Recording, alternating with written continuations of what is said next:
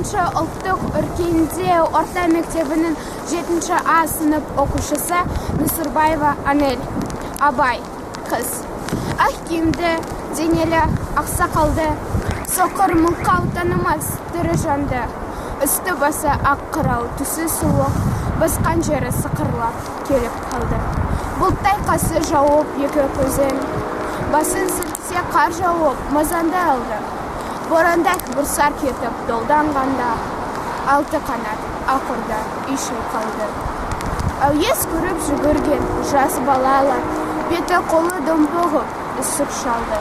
Шидем мен тоң қабаттап киген малшы, бет қарауға шыдамай сырт айналды. Қартеп кенге қажымас қайран жылқы, титығын құруыны тестіп қалды.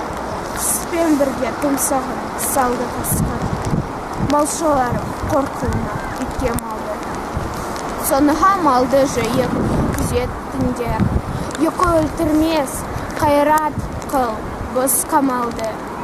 Ит жегенше Қондыбай қанай жесін, құр жіберме мына тұрған кәрі шалды.